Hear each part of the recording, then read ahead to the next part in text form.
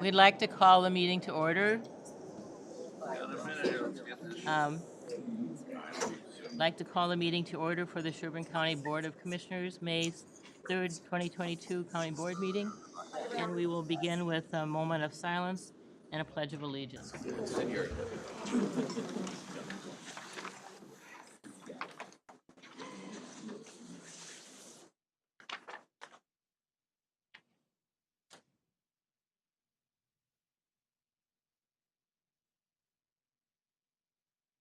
I pledge allegiance to the flag of the United States of America and to the republic for which it stands, one nation, under God, indivisible, with liberty and justice for all. Freedom! Okay, now we can move on to the consent agenda, to approval of the regular meeting proposed agenda. Madam Chair, I'll move approval of the agenda as presented. Motion's been made. Is there a second? I'll second. Motion's been made and seconded to approve the meeting agenda. All those in favor say aye. Aye. Those opposed, nay. Motion's passed. Now we'll move on to the consent agenda. I was wondering if we could pull number 22 and address that separately so we can recognize our police officers. Madam Chair, I'll move the consent agenda with pulling item number 2.22. Okay, motion's been made. Is there a second? I'll second. Madam Chair, before you vote, a couple clarification issues if possible. Yes. I had a question on item 2.7, the background information in it inerrantly listed Big Lake. The motion is correct. It's for a license approval for Santiago Township or Clear Lake mailing address. So the motion's correct, but just in the background it misstated Big Lake. Want to make sure you're aware of that. And then item 2.11, I do have the respondents. Just to clarify, in an RFP process, it's confidential because the state of Minnesota will make the finalist selection. We're just making a recommendation. But I do have a list of the respondents that I'll circulate to you, and then Keisha can keep it in case you're interested. Okay. Hearing that, all those in favor say aye. Aye. Aye. Those opposed, nay. Motion is passed. So now we can move on to item 2.22, and which is the proclamation of May 11th through the 16th as Police Officers Week. And Bruce was going to read that for us, I believe. Thank you, Madam Chair, members of the Commission. This is a proclamation for National Police Officers Week 2022, whereas in 1987, Congress passed and President Ronald Reagan signed Public Law 99-611, proclaiming the first week in May as National Correctional Officers Week, and whereas the operation in correctional and detention facilities represents a crucial component of our criminal justice system, and whereas correctional officers play a vital role in protecting the rights of the public to be safeguarded from criminal activity, and whereas correctional personnel and are responsible for the safety and dignity of the human beings charged to their care, and whereas correctional personnel work under demanding circumstances and face danger in their daily work lives, often sacrificing personal and family time to provide the necessary but thankless, unrecognized, and behind-the-scenes services to the public. And whereas the staff of the Sherburne County Sheriff's Office has continually demonstrated their skill and professionalism in running one of the finest facilities in the state, now therefore be it resolved that I, Barbara Burant, Chairperson, Sherburne County Board of Commissioners, does hereby proclaim the week of May 1st through the 7th, 2022 as Correctional Officers Week in Sherburne County, and encourage all citizens to recognize the commitment and outstanding contributions made by Sherburne County's correctional personnel, dated this day, 19th day of April, and actually we'll change this obviously to the 3rd day of May, 2022. Okay. Madam Chair, I'll motion approval. Okay, motion's been made to approve. Is there a second? I'll second. Whoops, sorry. Motion has been made and seconded. Can we don't have discussion on this other than, I mean, if you'd like to make some comments, I do believe some of our officers are watching the meeting, so. okay. I just want to say that I think that we have exceptional people working in our correctional officer department, and I really want to thank them for all their hard work and diligence.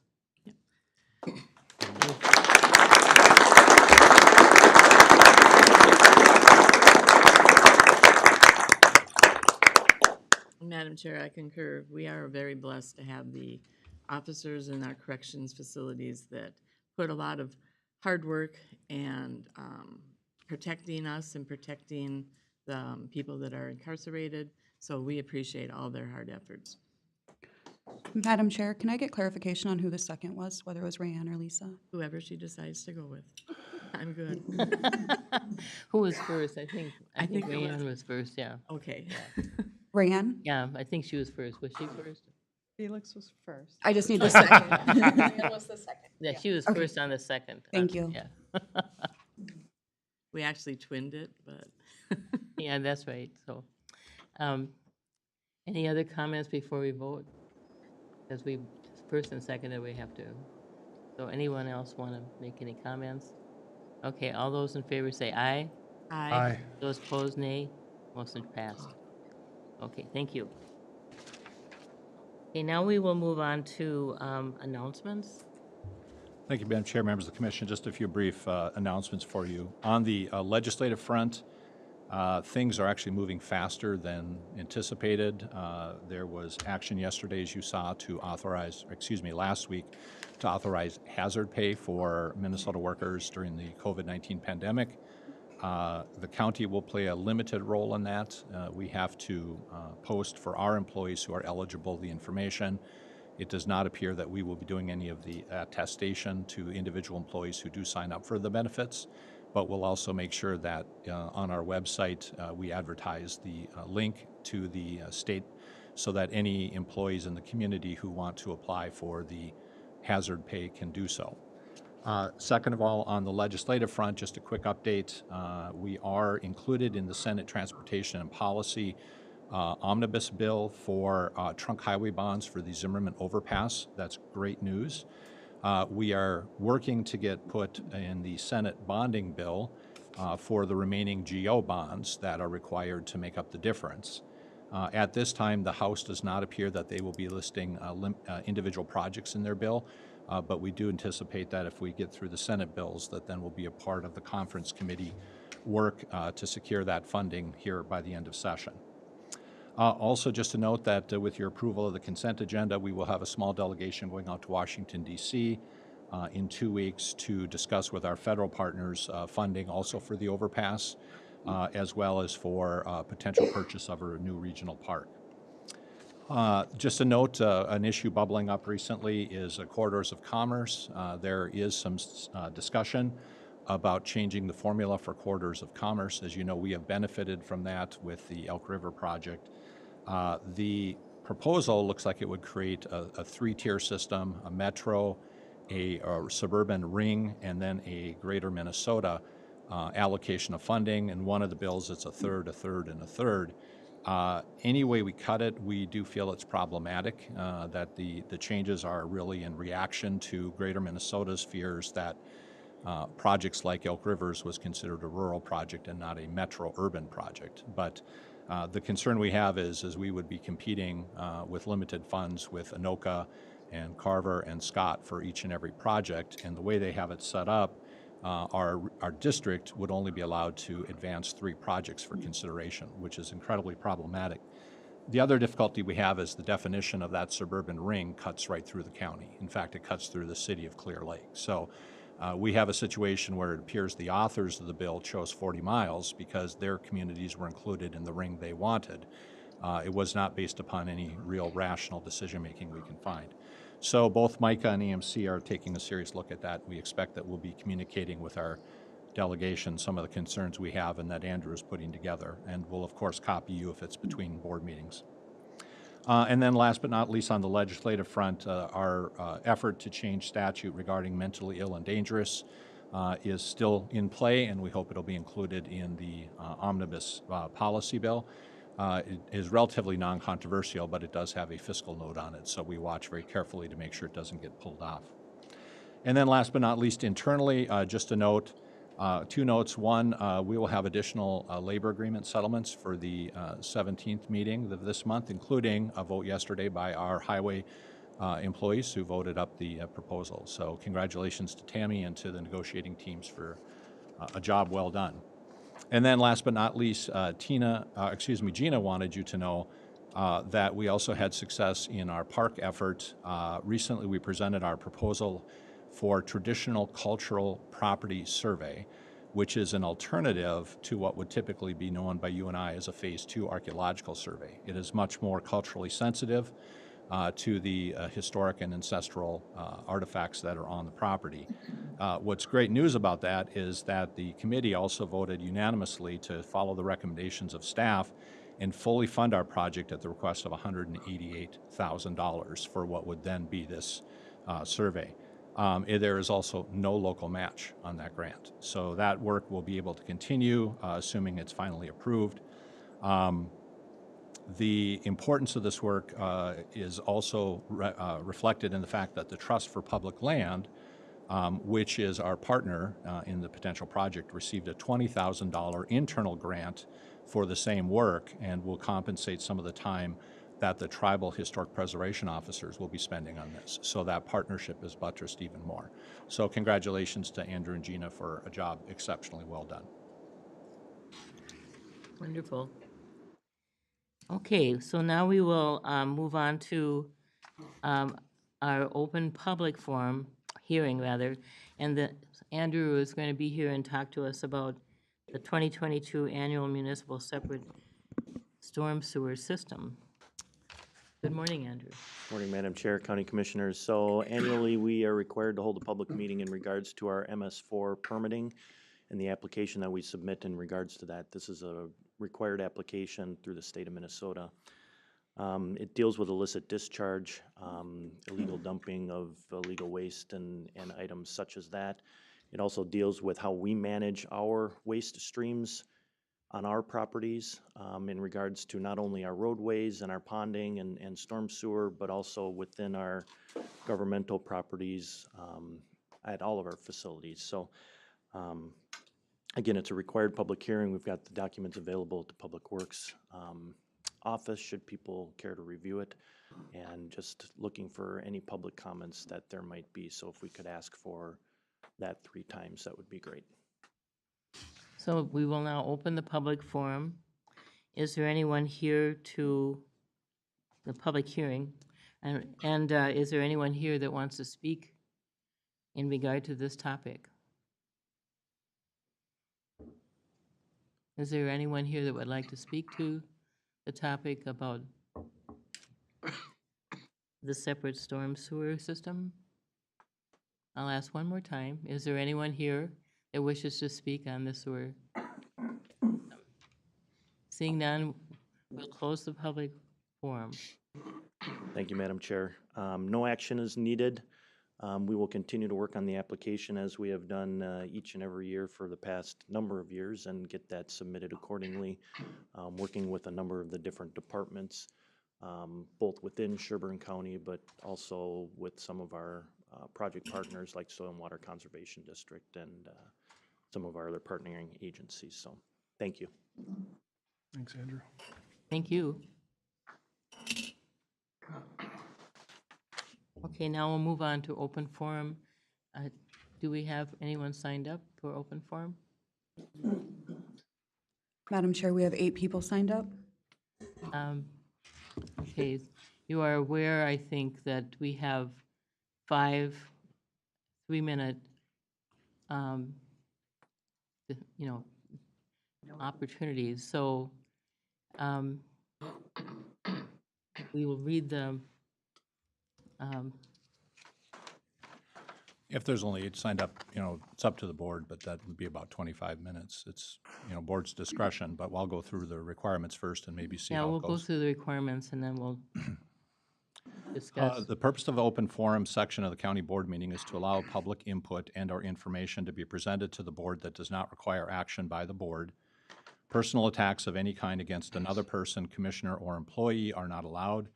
Campaign-style presentations are also not allowed. Time limit is 3 minutes per speaker with a maximum of 5 speakers per open forum. The time limit may be shortened or extended at the discretion of the board chair.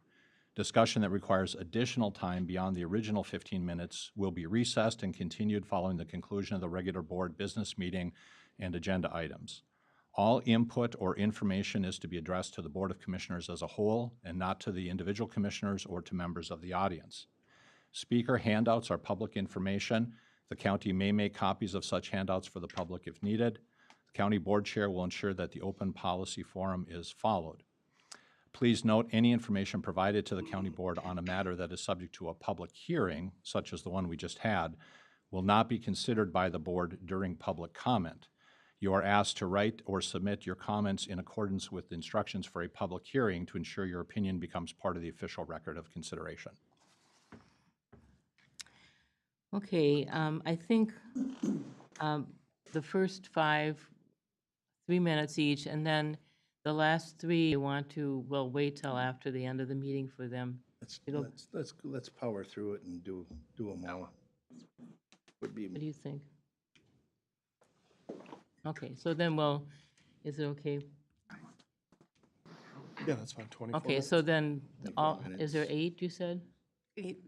So 8, 3 minutes each, and we'll hold you to that amount of time just because that's our practice. So who is the first person? Madam Chair, our first speaker is Wick Weeble. If you could please state your address when you approach. And he'll be speaking on the voting improvements. Hello, my name is Rick Weibel. I'm actually at 803 Elk Street in South Dakota, and you're asking, why am I here? I'm here because I'm actually helping quite a few teams across the state of Minnesota realize the actual power that they have and kind of the issues that are facing Minnesota. The beauty of Minnesota statutes is that it really is about local control, local accountability, and local oversight. And the beauty of that, there's actually 3 statutes that give the county commissioners great authority when it comes to selecting the ballot boards for the election judges. Another area is regarding the election equipment. You can choose whether or not to use them, upgrade them, and you also have complete oversight of them. Also, inspection authority over those machines as well to make sure you do your due diligence. Also, the poll pads themselves when it comes to electronic registration. So those are the 3 statutory areas that you have complete oversight on. One of the things that meeting with the local groups here throughout the state of Minnesota, I'm also a computer professional and expert, and I'm here to alert you that the EAC, the Election Assistance Commission.gov, so EAC.gov, if you go there and review your election equipment, Dominion 4.14.e, you will see that it was certified for Windows 7 and Server 2008. Unfortunately, Microsoft expired that on January 14th, 2020. So in essence, yes, it was certified, but it was no longer supported by the manufacturer. So in essence, if you want to think about the EAC is like the FDA. You bought a drug that was expired. You bought milk and used it a year after its expiration date. That's the simple way that I can describe it to you. Also, we provide security evaluations where we scan all 87 counties in the state of Minnesota. 52% of them failed basic credit card security. So that kind of brings into question how secure is our elections, especially when the EAC in their own certification, if you look at that certificate online, it says right on page 2 that they don't certify that this is ready for use in an election. So that means also in their own certification, they advise you that you should also do your own certification. And if you review the state of Minnesota certification process, it's not very good. As a matter of fact, none of that equipment would even meet basic Department of Defense security at all. So I want to thank you, and I look forward in continuing this conversation with the board so that you can actually understand more of the information and have the facts before you, as some of the volunteers are wanting to actually go back to paper counting, which is the most secure way to conduct an election. Thank you very much.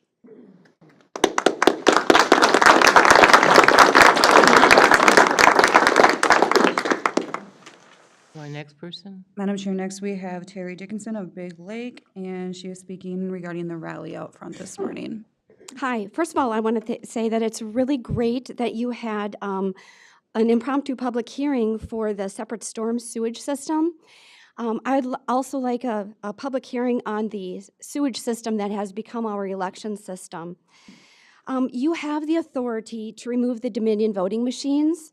206.58 subdivision 3 gives you the authority of the state. You have the authority to remove the Dominion systems. Subdivision 1 gives that same authority to the municipality, so we're going to them too. Just so you know, they are considering not using the machines. Mike Murphy at the rally today did state that he is a mayor of Lino Lakes, and he is working on getting rid of the Dominion systems, or he has the ES&S systems in his city. So we really appreciate the elected officials standing up and doing the right thing in people like Mike Murphy. Also, once again, we're going to ask you to give us a public hearing. There seemed to be some confusion with the county commissioners as to how a public hearing happens.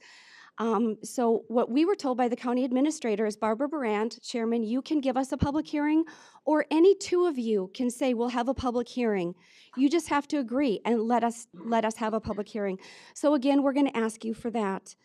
And we're also doing canvassing. We're going door to door. As you can see, there's a lot of people here. We are interested in having honest election system. Our elections, our votes are our liberty. Please give us the consideration as your constituents to let us discuss it with you in a public hearing. Thank you.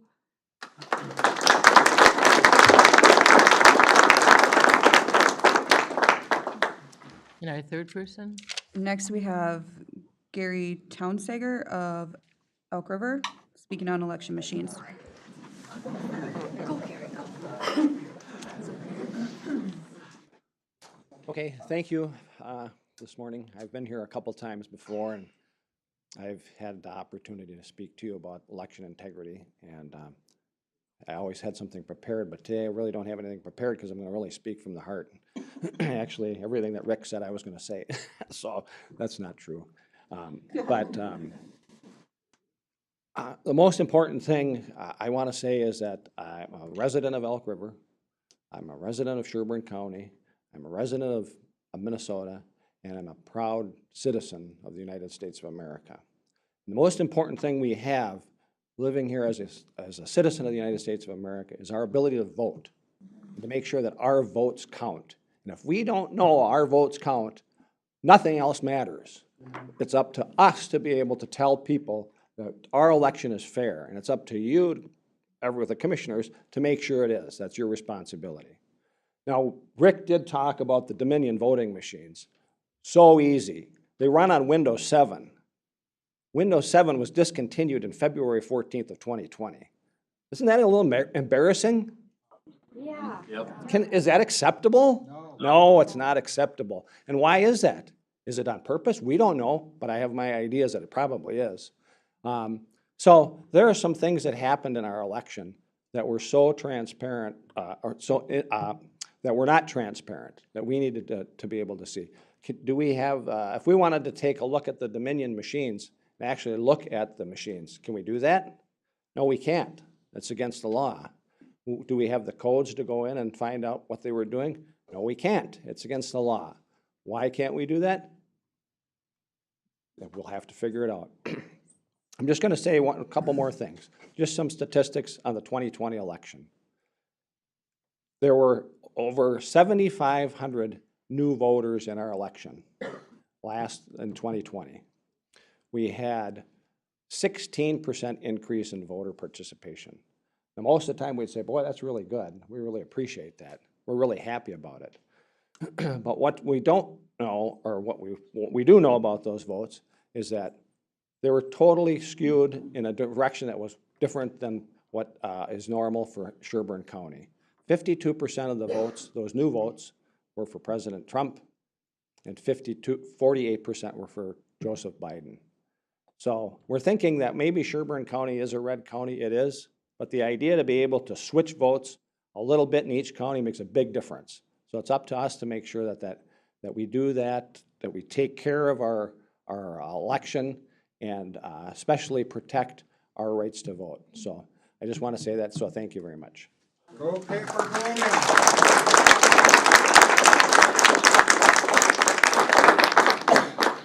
To our next person. Next, Madam Chair, we have Robin Sylvester of Crow Wing County, Pequot Lakes, speaking on election information. Good morning, Commissioners. Was introduced, I'm Robin Sylvester with Crow Wing County. As you can tell by my urgent step up here in front of the last speaker, I am super excited to be here today.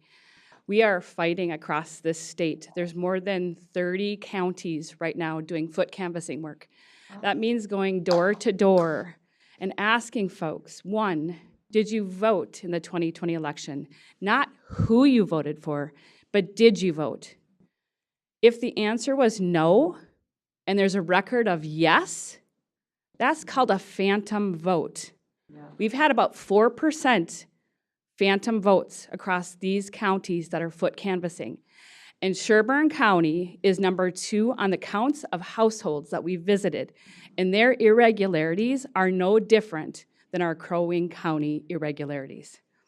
The second question we ask, if you voted and it was yes, did you vote by in person, absentee, or mail-in? 7% of the folks that we've asked, on an average, have said I voted in person, and guess what?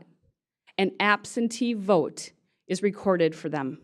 Wow. Tell us how, when we go to vote in person, it's converted to absentee. Yes, we had early voting because of COVID. And we're asking them, did you vote early? If you voted early, it was converted to absentee. And these 7% are saying, no, I voted on election day at my precinct.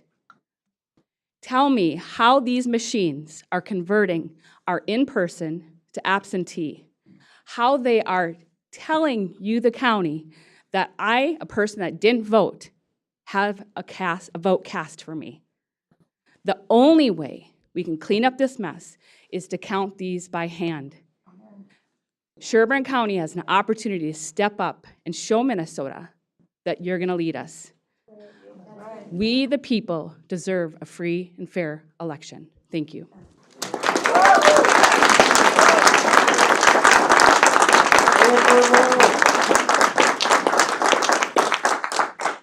So number 5 is? Madam Chair, we have Carrie Watkins of St. Cloud also speaking on election machines.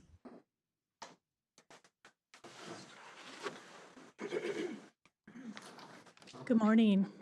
My name is Kari Watkins. I'm from St. Cloud, and I'm actually reading a statement from a fellow Sherburne County resident, and then I have a follow-up on the Diminish machines. Excuse me. Good morning. A friend of mine is an Air Force veteran who is wonderful with numbers. He ran an independent analysis of the precinct data from the 2020 election. The data is 100% reliable, he told me. He asked me if I voted same party down ballot. Yes, I said, because I usually vote for party principles.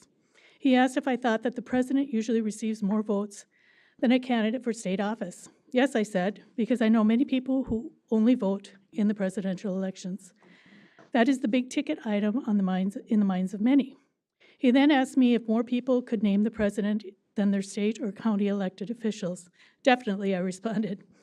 He then explained the following. In Sherburne County, the Republican candidate for U.S. House, Congressman Ymca, received a total of 1,690 more votes than President Trump.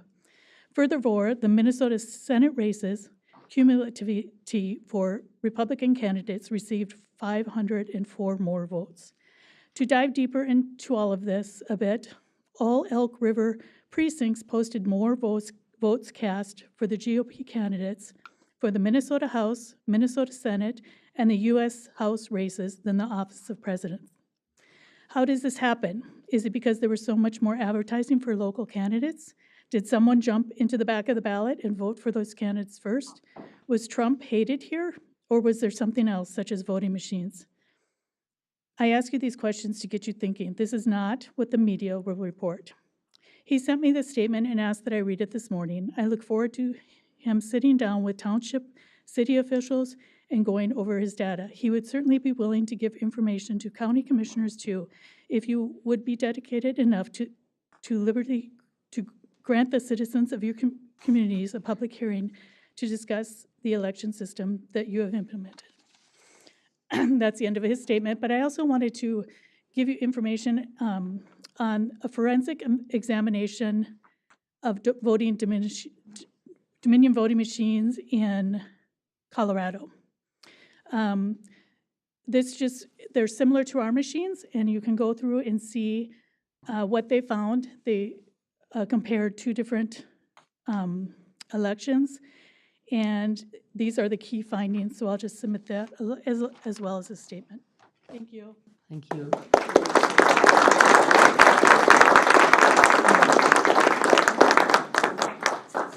Our next person then? Next, we have Richard Helms of Big Lake speaking on voting machines.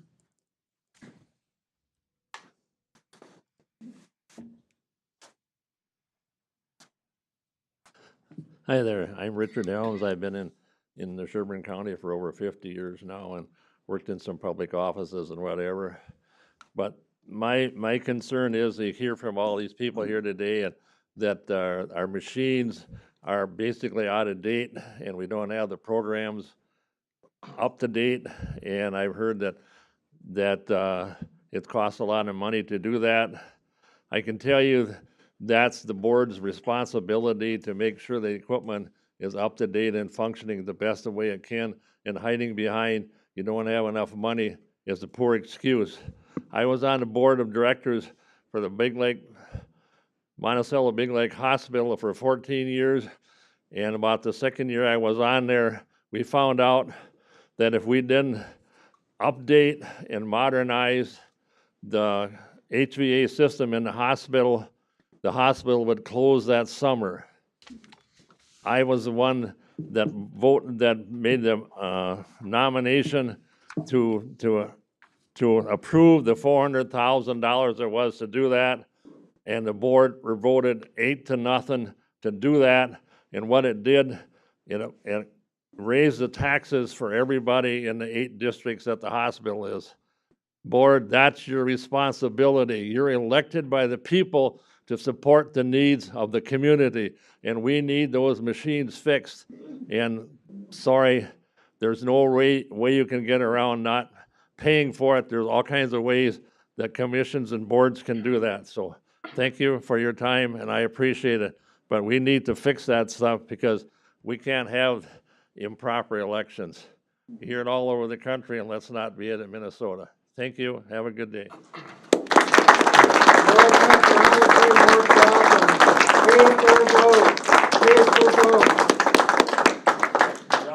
Number 7. Next, Madam Chair, we have Casey Mahone of Elk River speaking on voting.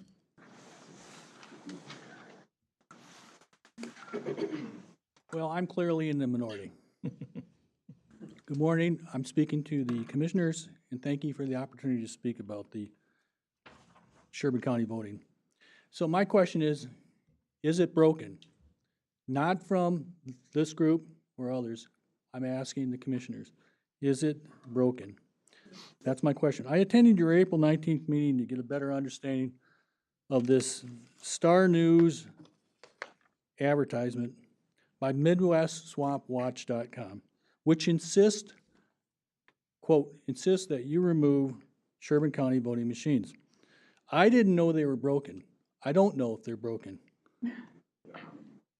I'm speaking to the group. Please give me the respect that the protocols call for.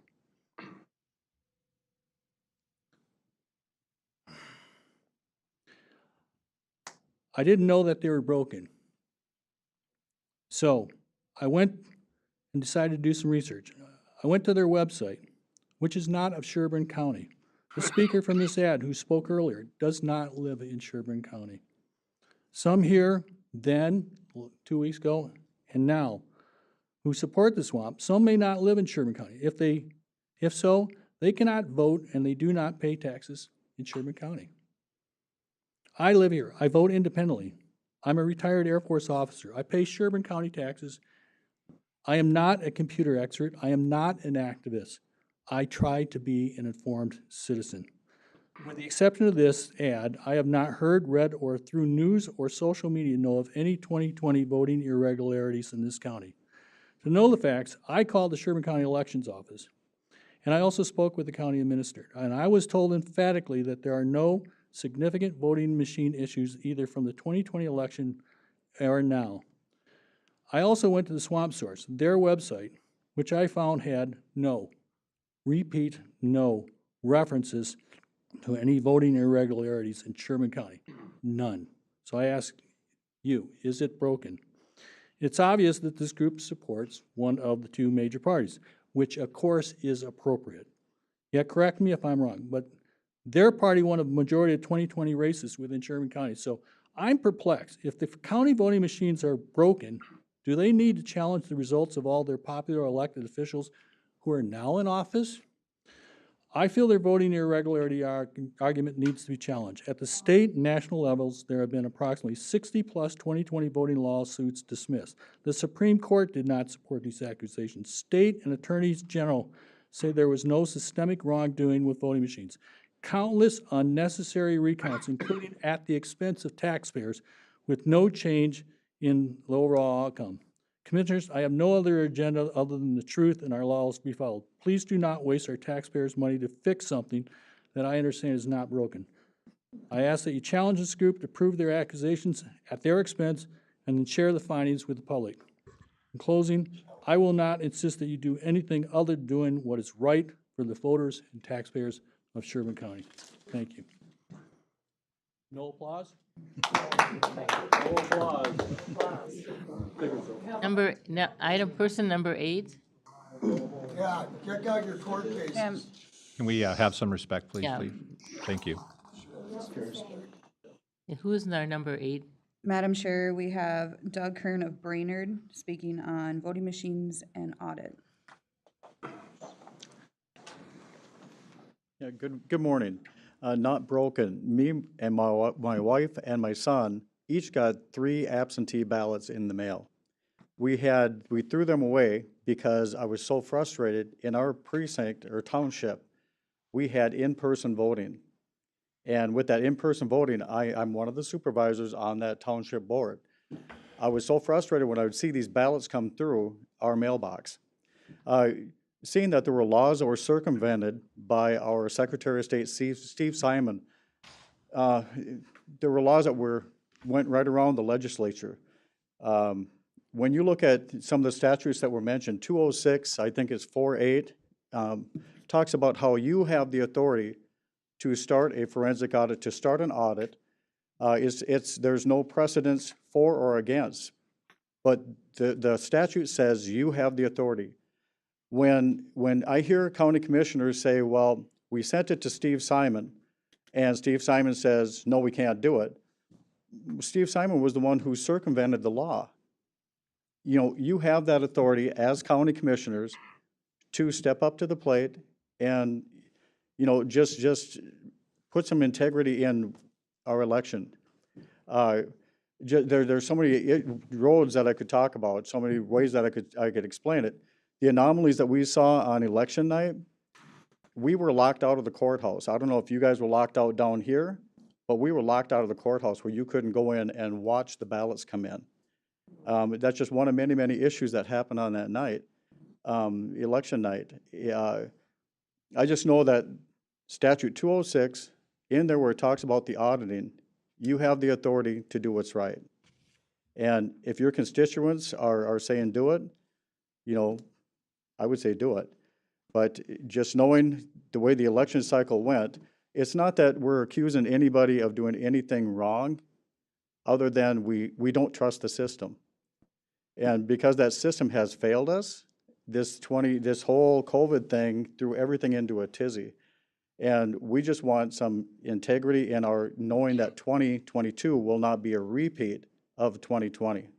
Right now, you have Shanghai and you have Beijing in lockdown. 14 million people in Shanghai. I have people that we know, our family knows, that are in Shanghai. And they've been in lockdown for over 4.5 weeks. What happens in China will happen here 5 months later. Count it out. We're at election time. We do not want a repeat of 2020. That's the biggest thing that we're asking for, is not a repeat of 2020. Thank you.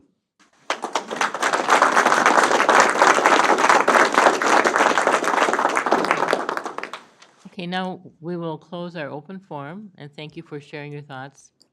And we will move on to our regular agenda, which is to, the number one, is to consider and approve Veteran Services to purchase 2 2022 Toyota Sienna vans for the county's transportation program.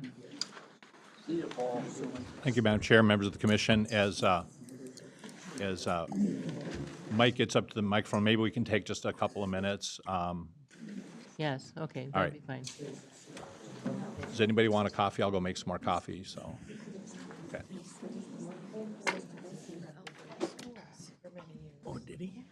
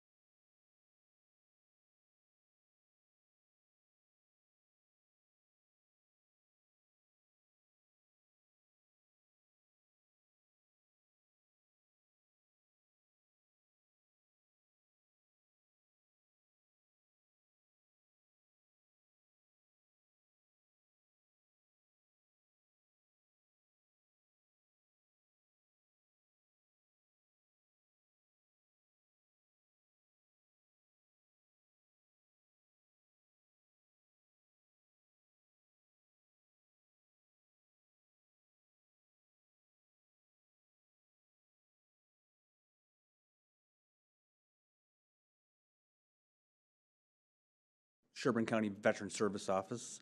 Good morning, Madam Chair, Commissioners. The Veteran Service Office is seeking approval to purchase 2 2022 Toyota Sienna Hybrid LE all-wheel drive vans to support our transportation program. The current vehicles would be placed back into the fleet program. Over the last 6 years, we have saved from our annual budget $62,597. We also secured a grant for from the Veterans for Veterans in the amount of $10,000. This gives us a total of $72,597. Each van is quoted at $36,695 through the state procurement fleet vehicle program. A prerequisite of the Veterans for Veterans grant is an acknowledgement of the program on the vehicle. We have researched see-through rear window decals. For these decals are estimated at $75 each. We are also seeking approval to move $943 from the Sherburne County Vehicle Fleet Fund to Veteran Services for the remaining balance. Thank you. Okay, Chair Brandt, I'll move approval of the Veteran Services to purchase 2 2022 Toyota Sienna vans for the county's transportation program. okay, motion's been made. Is there a second? Madam Chair, I'll second. Motion's been made and seconded. Is there any discussion? Seeing none, all those in favor say aye. Aye. Aye. Those opposed, nay. Motion's passed. Thank you. Thank you. Okay, now we'll move on to item 6.2, to consider approval of the preliminary residential standard plat of Pinecrest Estates West, Sand Dunes Property, Minnesota LLC. Hey, Mark, rather. So, Madam Chair, Commissioners, thank you. I'm looking for a motion to approve the preliminary plat, standard plat of Pinecrest Estates which had its public hearing on March 17th, 2022. At that public hearing, the Planning Commission recommended approval of this 23-lot plat in Section 8 of Township.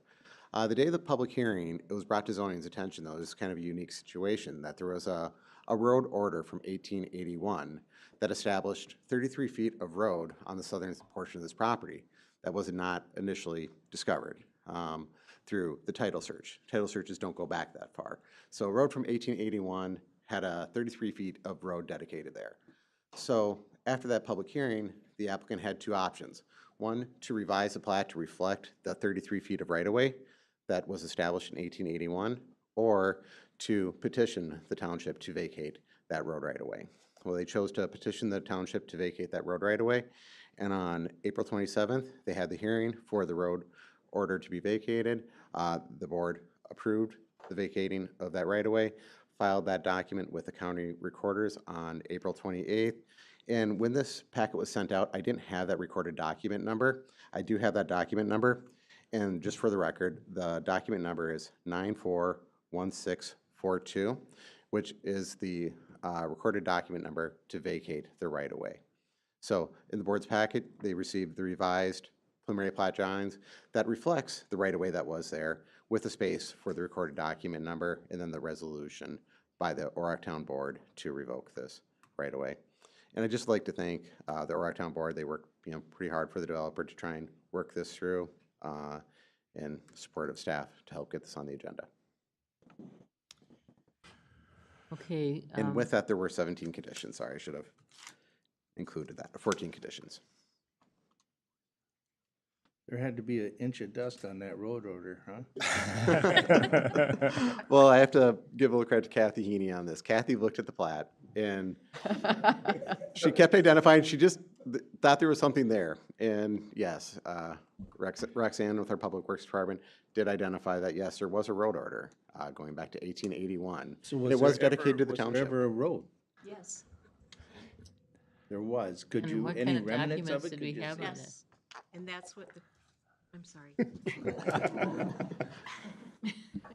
Madam Chair, Commissioner, what had happened is when you looked at the plat, on the south side of the plat, you could actually see the road coming down at almost a T, running basically parallel with the south side of the plat. And then it, at the end of the plat, on the furthest east side, it again drops down through the section or property line. So we had evidence that there was a road and people were using it. So I'm sorry, I apologize for jumping in. That's okay. But good, it's nice to get Yeah. cleaned up. Yeah, this was a huge endeavor and very successful, so kudos to the whole team. Yeah. Madam Chair, I'll move approval of the preliminary plat with the 14 conditions outlined. I think there's 17. Oh, 14. Sorry, I misspoke earlier. 14. That's 14, okay. I don't have that in front of me. So. I'll second. Okay, motion's been made and seconded to approve the preliminary residential standard plat as listed here. Is there any further discussion? Seeing none, all those in favor say aye. Aye. Those opposed, nay. Motion's passed. Thank you, Commissioner. Thank you. Okay, now we'll move on to 6.3. Receive a planning zoning program lien event recap from Andrew Witter. Good morning, Andrew. Good morning again. Madam Chair, Commissioners, we just wanted to provide an update. So we had an opportunity on March 28th and 29th to work alongside planning and zoning, taking a look at their current permitting process and trying to figure out what sort of efficiencies could be recognized as we move forward to evaluate maybe a new permitting system. There we go. So we had a number of people involved on the left side there, you know, and it really is their project, their program, their process. Adam McAllister and myself, I think Adam might be back in the AV room kind of watching things. Had the opportunity to facilitate this event. It was a great opportunity for us to utilize some of our lean training, but we also had a number of people on the team that had facilitating training for lean as well. So that was, it was a lot of fun, and I think it was very productive. So there is the team. If you recognize that back wall from your vantage point, it's right here, back to my right. So we had this whole wall filled up with nothing but Post-it notes and scribbles that actually meant something. So we had a great team. So the issue we were seeing was there's a multitude of items that we wanted to get into and correct.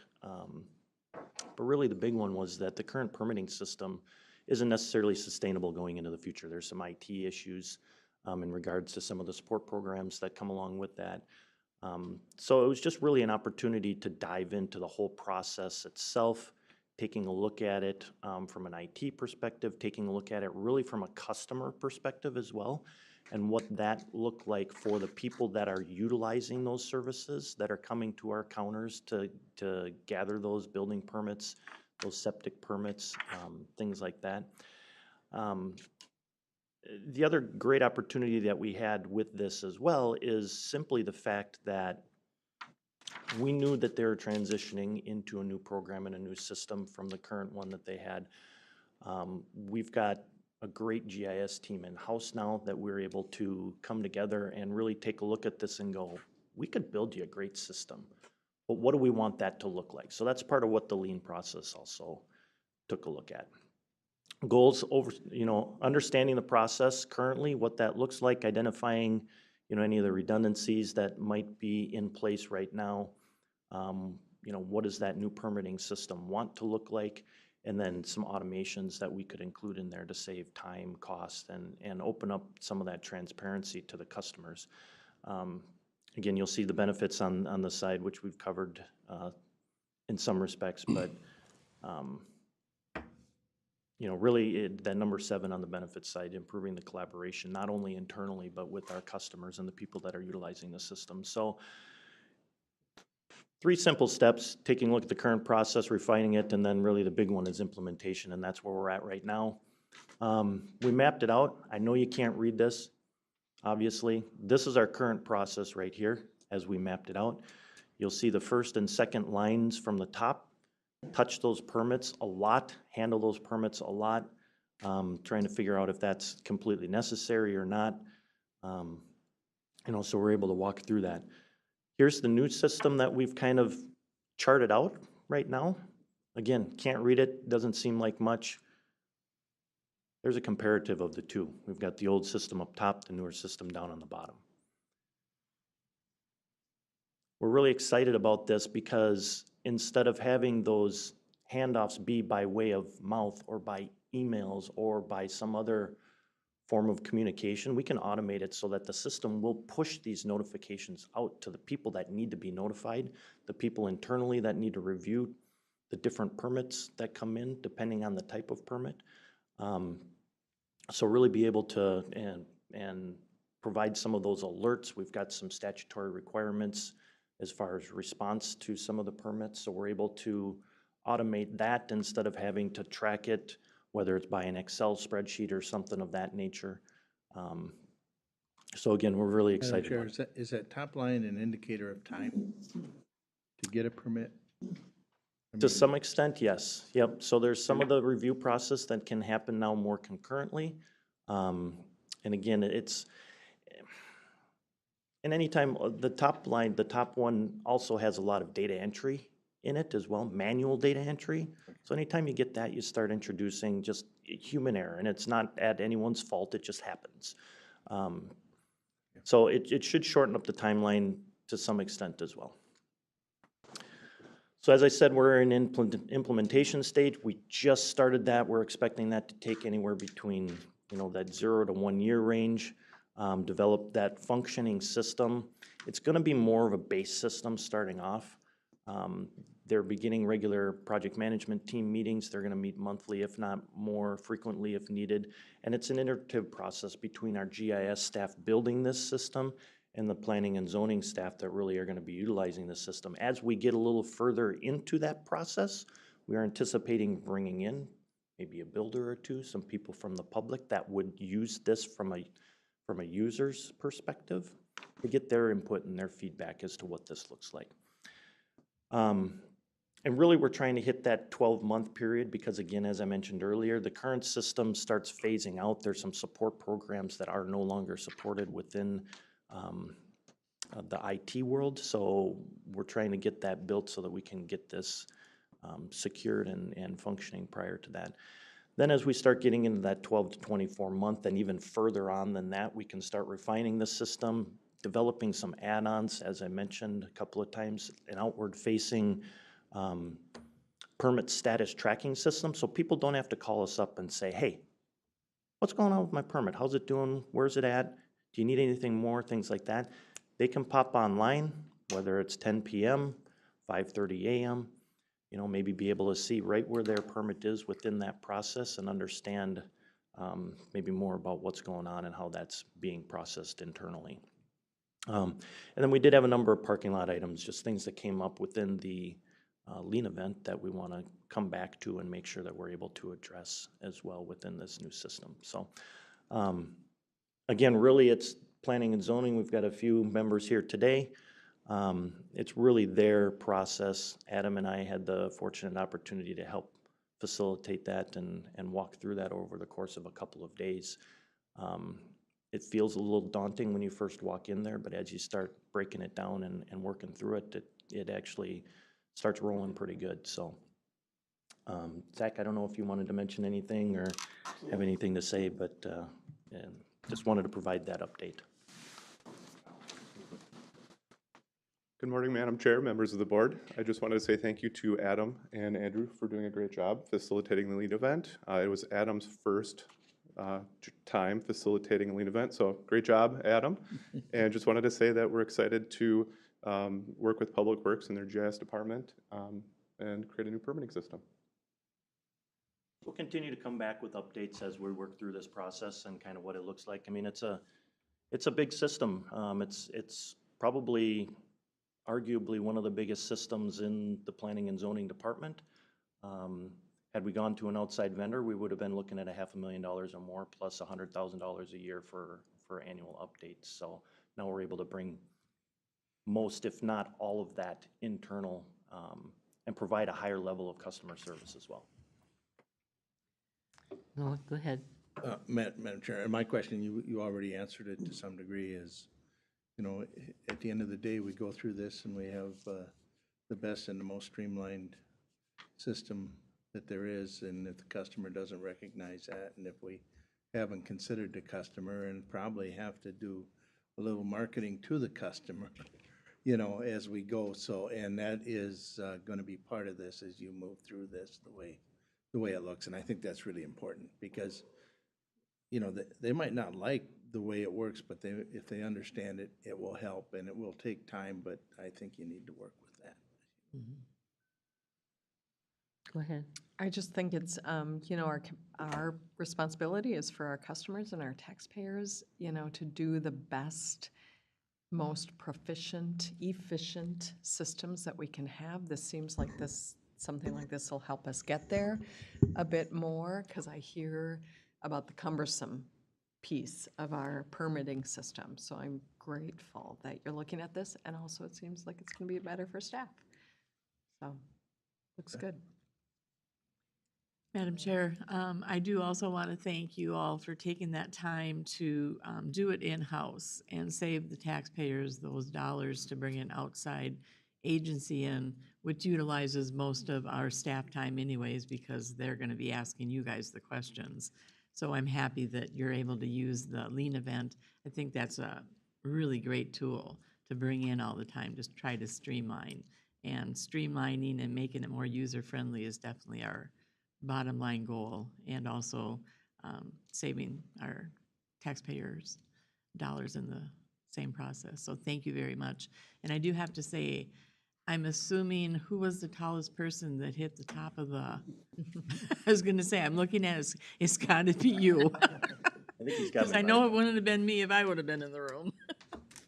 Madam Chair, and I'll jump on the pile here. I do want to compliment everyone. I know that this process started out differently with RFPs, and I think I want to compliment everybody on staff and all the departments in identifying that, you know, through that RFP process, maybe there was a better solution and we didn't continue down the road. It wasn't the right solution. And a lot of times that takes some spine to admit that you were maybe going down the wrong direction. So I like that we're doing it internal. I like that, you know, you got two departments that identify ways that they can work together and be more efficient. I think this is a good step in the right direction for developing tools for our taxpayers. So I appreciate everybody's work on it. And I'd just like to say the same. Yeah, I'm just very impressed, and thank you so much for all your hard work.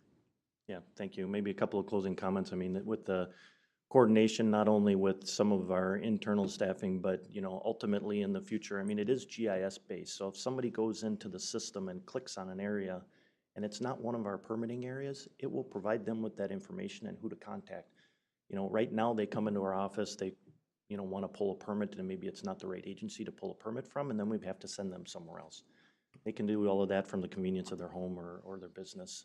So we're really looking forward to it. I know Planning and Zoning is excited about it. GIS is super excited about it. They love this type of stuff. We've had some success on a similar program, not quite as complex as theirs is because they have a number of different permits and different people involved. But you take a look at our right-of-way permitting system for driveway accesses and working the right-of-way and the utility people that come in. 5 years ago, we didn't have an electronic system. We started implementing it. To Commissioner Schmiesing's point, there was some education that came along with that. But now, if there happens to be a hiccup for an hour or two, we get them calling us going, what's going on? We need that system back up. We love it. We don't want to have to come into the office. We can do everything we need to online. Currently, there's no ability for online payment through the Planning and Zoning permitting system. So we'll be able to incorporate that into this as well. So all in all, I think it's going to be a great project when it's all said and done, and it's going to be highly successful. Thank you. Well, thank you.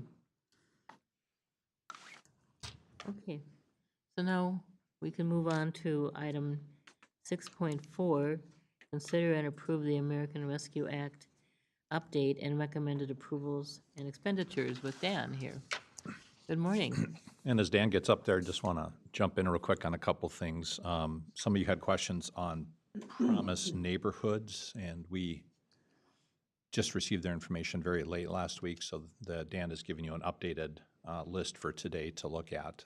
So we'll be vetting that one. But also on that note, I did want to just give a little bit of brief background here. As we move to consider the nonprofits, there's been a good discussion about the ARPA funds from a regulatory standpoint and a legal standpoint, and Tim has done a very, very good job of vetting for us. You know, attorneys don't necessarily like the gray area sometimes, but the regulations don't always say exactly A, B, or C, and so sometimes it's, well, it's kind of A and kind of B. So the ones we're bringing you today have been fully vetted.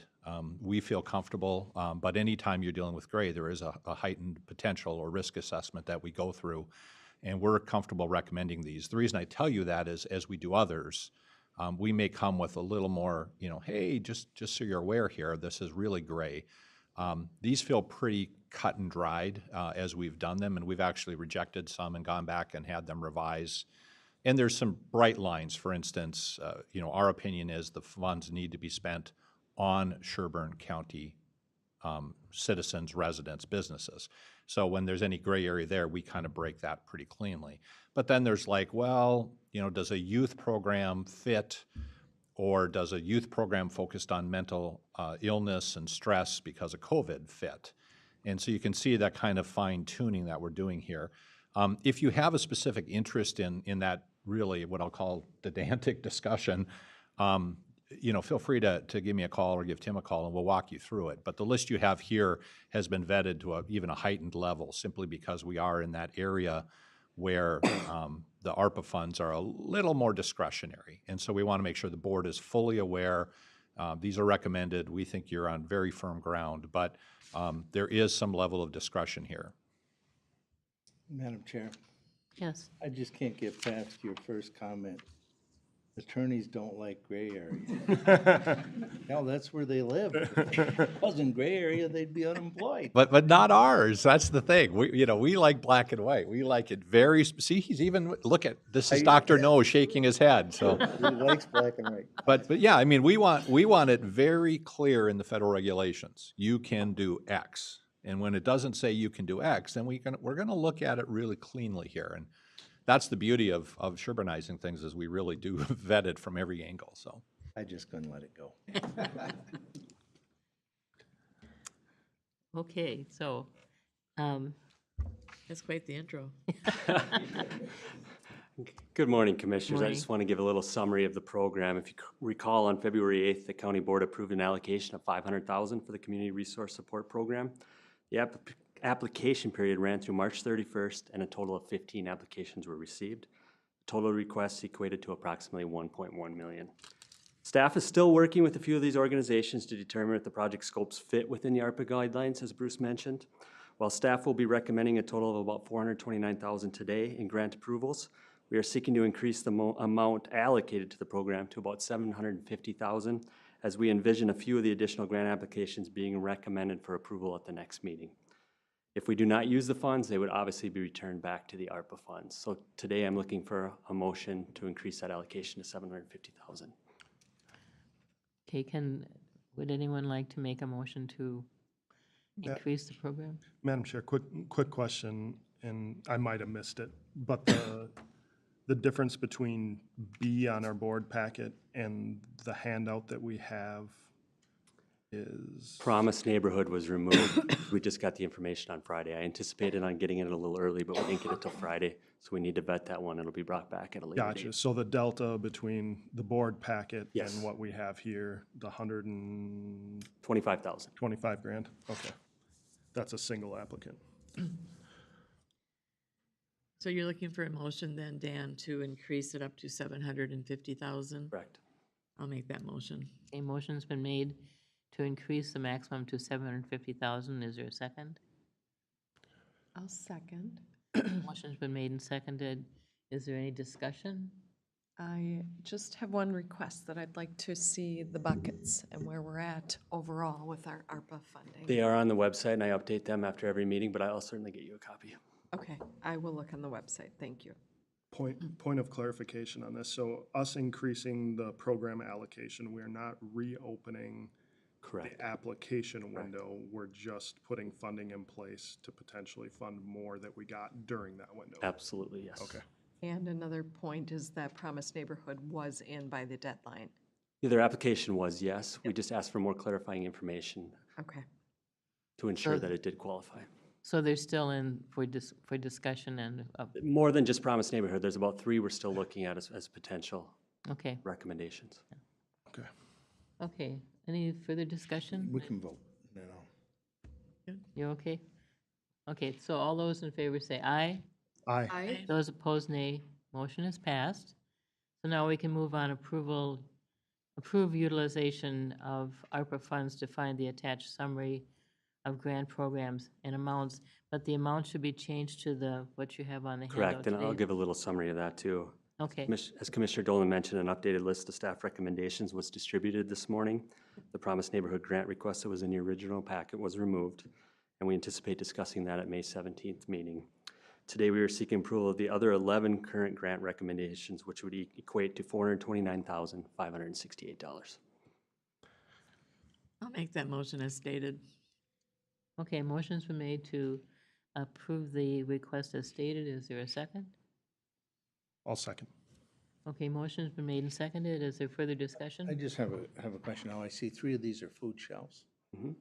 And the money that goes to them, oftentimes they have fund balances. But it would just go into their fund balance? Is that how we're? Well, according to their applications, donations are down, and their capacity to distribute the food has been challenged. So Yeah. these grants would help that Yeah, problem. no, I'm not questioning that, but is there, do we have any other food shelves or food shelf in the queue None that met the application deadline. that met the deadline? And we can Did- certainly have a did we round 2 reject at a later. any? We did reject Okay. a few applications. Of food shelves? Not of food shelves, no. Okay, I mean, when I'm looking at this, here's what I'm thinking. I want to make sure that our county is covered. And I know some of these food shelves, in fact, I know one of them's in St. Cloud, I believe, isn't it, the CARE? Or is that? They're in Elk River. That's here in Elk River, okay. But I mean, you know, there's one in Clearwater that serves part of Sherburne County and that sort of thing. So that would be the only question that I would have, is that we're Yeah. Doing that. There's definitely food shelves that are more engaged. That's the reality. And the ones that aren't engaged, sometimes, unless you're reaching out to them one-on-one, and filling out the application for them at times, I mean, they all function differently. Yeah, and And I'm sure some of the smaller ones, they're just busy doing the work. they are. And, They you know, are. if you have an administrative head to one, you're probably Yep. gonna be more successful in this type of thing than one where they have a half a dozen people. And we've chasing seen it this down. before, so, yeah. Well, and if the board wants, I mean, once we get through the first wave of applications, I mean, the two questions we're going to bring back to you is, one, do you want to reopen it? Yep. And the other one would be, do you want us to push? You remember during our CARES Act, you had us push. I mean, we went, you know, Dan and Dave went door knocking. So if that's a value to the board, we can do so. And for, I don't want to open this can of worms, but for me, I'm not looking for that at this point. I'm just trying to get it clear in my head, what is going on, and as time goes on, we'll see how it goes, so. Madam Chair, and I know one of the food shelves in my community has seen such a massive influx that they had to look for ways to redefine their area spaces to accommodate more. So this isn't purchasing food. This is redoing their, what little space they have to try to accommodate as best they can the extra increase that they're serving. So until they can find some space that's larger, which isn't easy to do. And I would say I am looking to increase this and to do a little more hand-holding of some of those that don't have staff, that are all volunteer-led, that don't even have time to read anything that comes out from the county. And I would take some of that responsibility on, as I did last time. What the food shelves, I think, are finding right now with inflation and the cost of food at our grocery stores, they are going to see a even larger influx, and already are seeing that. And the ones that I'm connected with are seeing their donations down cash-wise greatly. Food shelves generally can always get food from whether it's Second Harvest Heartland or whoever they're connected with, but the cash donations are down. March was food drive month, as we all know, and if you look at the books, they're down over the last few years. So yeah, I think the food shelf one, I would love to see us revisit, and I will look at the buckets on the website. Thanks for that. I should know that. And then the other question I had is with the school districts not receiving the full amount requested. Can you say a little bit about that? Yeah, if the school district is in multiple counties, we took the percentage of residents in Sherburne County to match the request. So I'm sure you're speaking of Princeton. I think it was 54% of the grant request. I'm going off memory, so it might be a little higher than that. Yep. Is what was approved. And that's what I assume, but thank you. Just want to have that out there. I need to ask one question. Tim, I'm on the CARE board. Can I vote on this? There's no financial interest. I would abstain. I can? If you're on the board, I would abstain. Abstain, okay. And I will abstain then, but I just want to let you know that, like, for Second Harvest, when $1 used to buy $10 worth of food, now $1 buys $7 worth of food. So it's really have a significant change. So. And Madam Chair, if I was just from what I'm hearing, there are some food shelves that have inadequate locations. And the expense of building buildings and changing locations is significant. And I don't know that the answer is for food shelves to be building buildings to be food shelves in either. I'm pretty illiterate on this, but I think that there should be some, if there's a way that we could help with that, or someone has some ideas on how to do that without ending up with another layer of investment in infrastructure and buildings. If there's a way to avoid that, I think that'd be helpful too. That's just a bit of an editorial comment here. Okay, go ahead. It's day of the food shelves, but I know, reading through the applications, and I know where Princeton is right now, because of the change in serving the community, they need the money for remodeling and changing things, and that's what Big Lake, I think, and CARE both said in their applications. So, yeah, it's a constant tension, especially with your smaller food shelves. Do we build a building? Do we buy a building? Do we rent forever? And, yeah, there's no magic formula, and every community kind of does it different. And I just want to remind commissioners that in May, we're expecting to get our second half ARPA payment from Treasury, and we can certainly have a workshop and discuss how we want to utilize that. I know broadband, there's more needs out there, so maybe that's a workshop we could have once that money's received. It's a good idea. So should our vice You chair? want to hear more about food do shelves? ask for So, this? I mean, the clerk can facilitate the vote, because we're going to have two that we're going to pull off for potential conflict of interest, or potential or apparent conflict of interest, so. If you want, I can facilitate the vote, so. Okay, you, Okay, so with the, I think there was a motion and second, Keisha, right? Yep. So if the maker and second would amend that to exclude the YMCA and CARE Food Shelf. Make that motion. You were the original maker? I think so, was I? I was the second. Okay, so if you're amenable, we'll amend the motion. Okay, so the motion is to approve all of them except the YMCA and the CARE Food Shelf. Tim's on the Y board, so he's going to recuse himself, and Barb is on the CARE board. Okay. So the vote would be for all the other ones. I see no other discussion. Is there a vote saying aye? Aye. Okay, and no opposed? Okay, so those pass 5-0.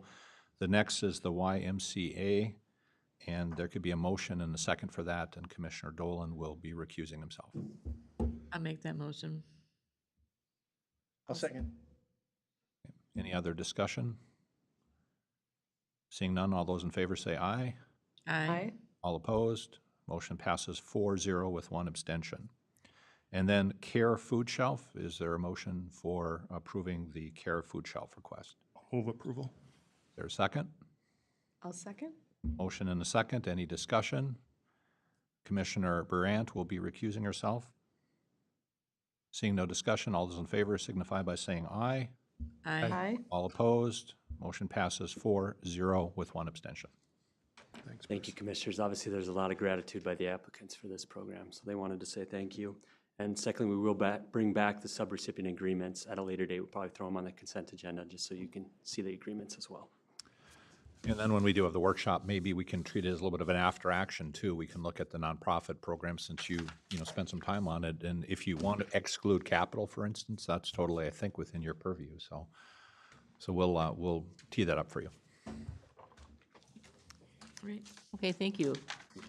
So now we can move on to 6.5, review the 2023 budget planning schedule.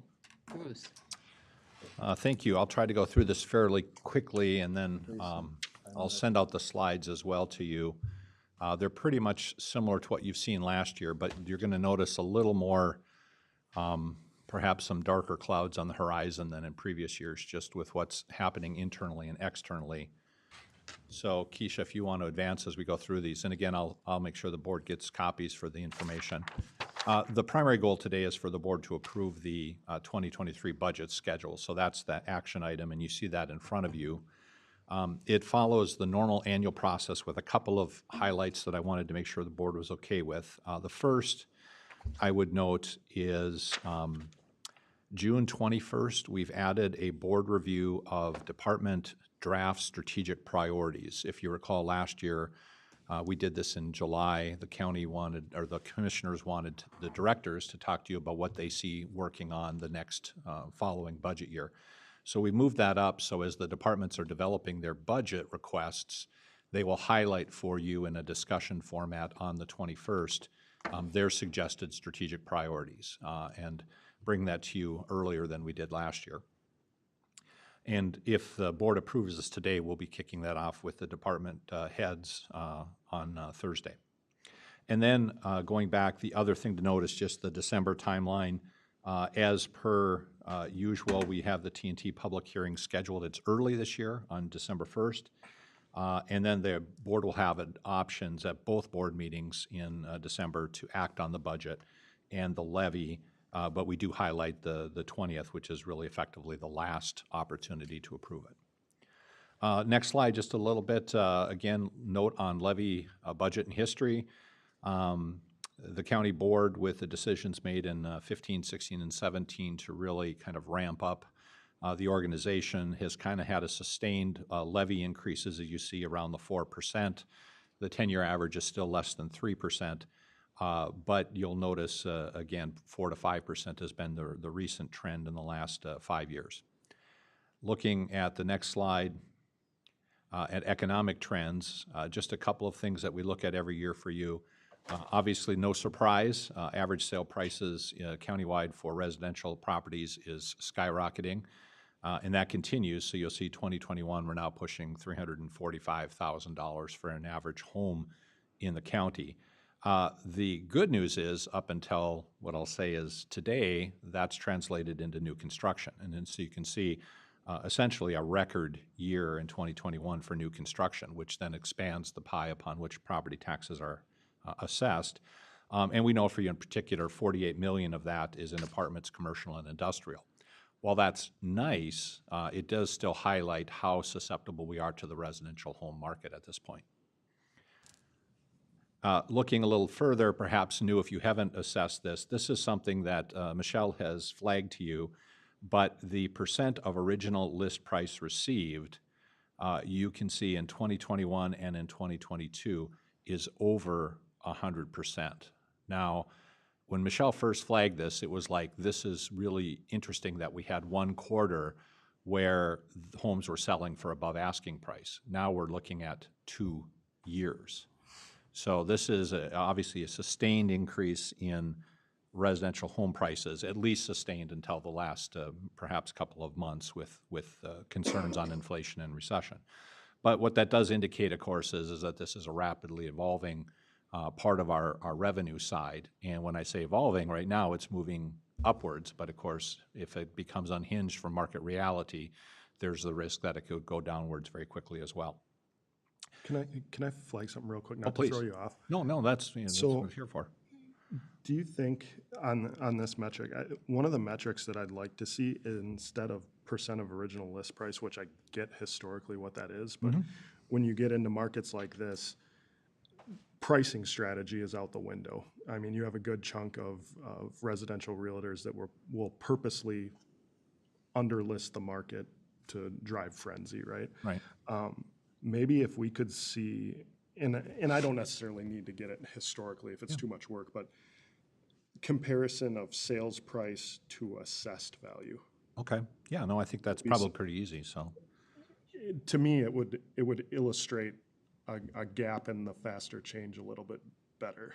Yeah, okay. And of course, on that note, Michelle's shared with you, and obviously with townships and cities, the fact that, you know, we're required by statute to index, and we're playing catch-up. Right. In not just in a year, we're playing catch-up in a quarter. So yeah, I think it's probably good data we can get for you. And I think it's in my opinion, it's a good Better set indicator. of data to show the public too. I mean, it's to show where we're at from assessed values versus what the market is. There's no better indicator than that in my opinion. So yeah, and if I can go down a side road for a second, I would say, you know, sometimes we have successes, but success is a lack of complaint, and we don't necessarily recognize it. My gut feeling is Michelle's effort to go out and talk to the townships and the cities ahead of time, we're not getting the, oh my gosh, with values as much as we were, because I think part of it is getting that message out, which is, hey, valuation doesn't necessarily mean taxation.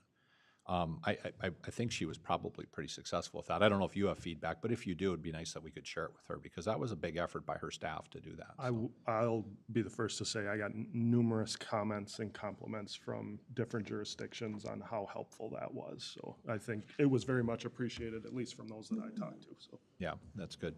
Yeah, when people see that their valuation is projected to go up by, I'll use mine for example, $121,000. That's just on the house next year. right away someone's gonna be like, whoa, what is that gonna mean for, but then you know that you don't tie it to your tax situation. Well, and I don't want to get in the habit of state bashing, but if Jim Boyle's listening, he'll check this up for 2 weeks in a row. The discussion at the state level is not going to be helpful. I mean, they're playing on the margins of property tax relief, but it's just on the margins. They're talking about changing the threshold for going for state relief on increases from 12% to 10%. So it's not big. They're talking about changing the homestead market value exclusion, indexing it to a higher level. It's all pennies on the dollar. If there's fundamental property tax relief, we haven't seen it yet in the legislature. And the problem with that is that will go somewhere, and it usually falls then to businesses. Yeah. And that gets lost in translation, that all of a sudden the businesses will start to pay more for that relief to the residents. So yeah, always be careful of that line. Yeah, I mean, it could be that something is going to break more significantly, but given we're late in the session, I'm a little intrigued that we haven't seen more significant discussion about substantial property tax relief. So, okay, next slide. A little bit more on home activity. You can see 474 permits in 2021. So really, even during COVID, we've been at a sustained new home construction activity. You can also see the difference between the city permits and the township permits staying relatively stable, up and down a little bit here. Next slide will show this long-term. And again, this is what we try to highlight, which is as much as we say, ooh, things are going well, it is cyclical. And, you can see the two big dips that occurred, and what that impact is on budgets, of course, is fairly self-explanatory. Little highlight on township plating activity. On the surface, 2021 is better than 2020. If you look at the average over the last decade, we're probably running above average. But there's a note here again that in the late 90s we were looking at 500 to 600 lots. So the activity is at a sustained pace, but it clearly isn't to the level that it was even 20 years ago or 25 years ago. Permit activity, another indicator we look at, and Keisha, you might have to slide that bar up so the board can see it. Thank you. So not necessarily as dramatic as you saw in previous slides. So new home permits, looking at the first quarter over the last 3 years, down a little bit. Other building permits down a bit. Land use, septic down a little bit. Revenue, not too bad for what we're looking at there. These are all kind of trend indicators, but the trending seems to be that in 2022 we're seeing that revenue stream starting to level off. And then you'll see a little more activity in terms of what's happening in cities in Becker Township, but again, nothing that would stand out to you. Hey, Keisha, we do have a typo. It says under cities, it says sites. So if you want to flag that for future PowerPoints. Madam Chair, do we know if some of this is related to just plain being out of platted lots? I know the city of Big Lake is out. So now there's some properties that are coming in to go through the platting process, but some of that could be an indicator that there's just nowhere to build right at the moment. Yeah, I've seen the lot availability slide. I don't have it with me. And Dan, do you remember what lot availability is looking at like right now? It's actually, you present a good point that a lot of the vacant lots have been absorbed, and that is a factor. Yeah, and if they were available, they'd be building. Yeah, I know at the Elk River Chamber event, Elk River Area Chamber event last week, Cal mentioned, for instance, they were getting interest in a large developer, like 600 lots, and the city's vacancy or availability of lots is down. So they're like, oh, this might be a good field. So, what we don't have is the other half of the equation, which is developers. I sense the threshold to pull the trigger on a significant development is fairly significant in terms of capital investment. So there might be some reticence to do large number of new developments just to get the lots up there. Any other questions on that? Okay. All right, then let's look a little bit other indicators we have for you, so you can see total documents. Running again less than 2021, maybe on par with 2020 and 2019. Birth and death requests running significantly lower if you look and just extrapolate for 4 quarters. Or, well, not too bad, but lower than at least the trend in the last 2 of the last 3 years. And then passport applications, again, up and down. So what we're seeing is not necessarily a spike up or spike down, but kind of some flatlining of the growth we've seen recently, at least in our touchable reporting documents or data. Next slide will highlight other factors that we wanted the board to be aware of as we kick into the season. Felix, you want to jump in first? Or? I know, this is the one you were waiting for. So, and we want to be completely transparent because these are decisions we've made, but kind of like looking at the buckets, when you look at the total, it gives me pause. And that's the message I want to give you, which is I think we want to be very deliberate in our budgeting here. So ARPA-funded positions in 2023, we have 9 positions that are currently funded 100% by ARPA in 2023.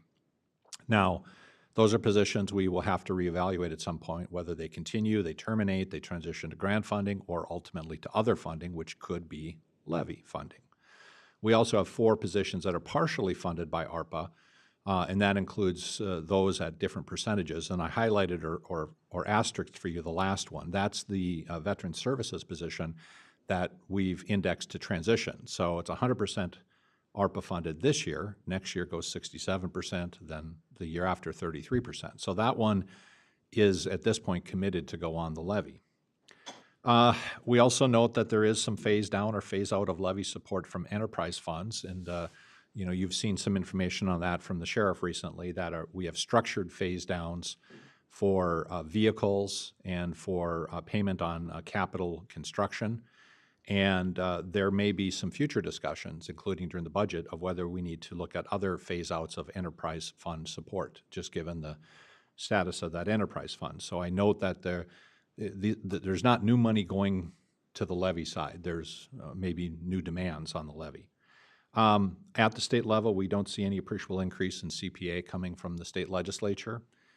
We also don't see significant increases or decreases in unfunded or underfunded mandates. A lot of discussion, and typically the discussions we're seeing is if it's HHS, there's some federal or state funding coming, but it's not going to be 100%, but it won't be 0. It's someplace in between like it usually is.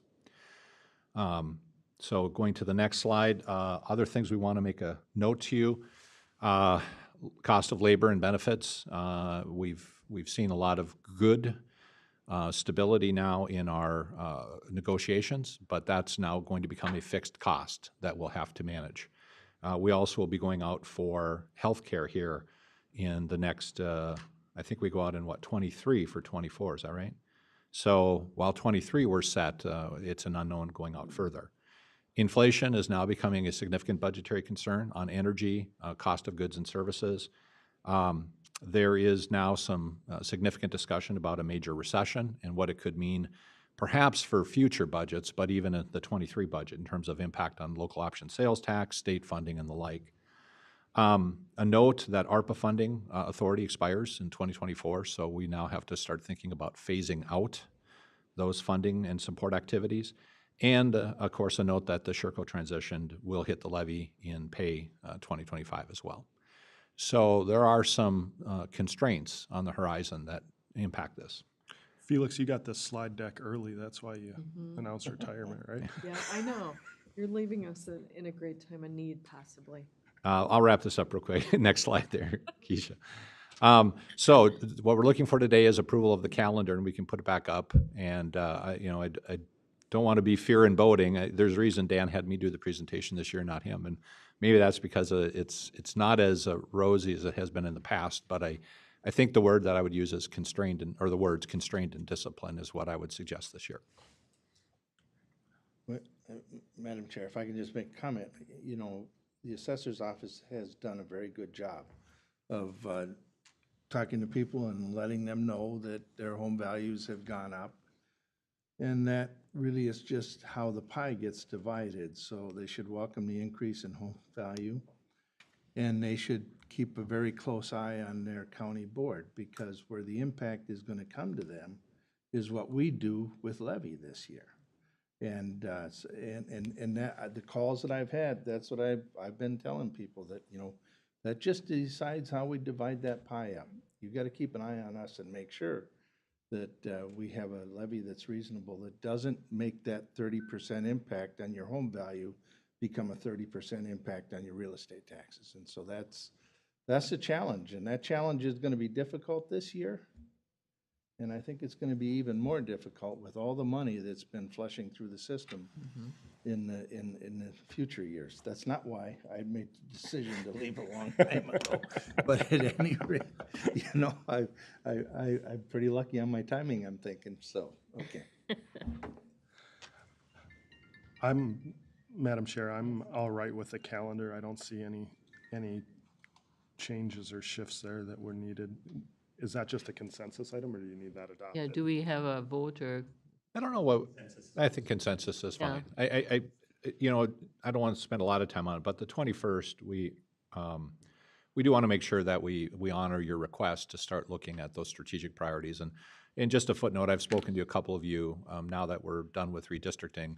I want to at least get in front of you the draft strategic plan. The next phases are really more staff and community. They're not necessarily board, but I think we're in a sweet spot where I'd like to wrap that up. And otherwise, the option would be to delay it until the next board is seated, and that can be your choice. But this fits into that with the strategic priorities as well, because really your staff's been implementing the plan already, and you saw that with Tammy's update a few months ago. And I'm sure that the department head budget kickoff, the message will get to all the department heads that it needs to be tight this year. Yeah, that's our plan. I don't think we've put brackets on what we think a levy increase would look like, but I would say we're hopeful it's single digits, at least for a preliminary discussion. But the days of 3% might be behind us, just given what we've done with our labor agreements. So we can't start at 0? Well, if the board's direction is, obviously we'll figure something out. But I think, again, we're not looking at busting the bank, but you've had conversations that there are step-ups, and the decisions we've made, especially on our labor agreements, are going to reflect in the levy. Well, it's the challenges that come from a growing county as well, and the services that come of that that need to be provided and such. So this is like the perfect storm. Well, we've been through a lot of perfect storms here. And, we go through this every year, and we've never had a year where we've said, hey, go out and get whatever you want this year. It's free year. We're always trying to control it. And I think this year will be no different. I think if you look at what we have done over the past several years, we've always tried to come up with a reasonable number, because we're setting a 2023 budget. But it affects 24, 25, 26, and into the future. So we have to be careful that whatever we do, we don't take out of one year and put into the next year. And pretty soon, the next board or the next person that sits in this chair has to solve an issue because we were selfish and did something one year to kick the can, kick the can down the road. So I think we just need to be careful with that. This board has always done that, and we've always been able to come to a reasonable number, and I bet you we will again. Yeah, logical consistency and not surprising people is always kind of the key to it, right? Government's perpetual. We don't have quarterly profit reports like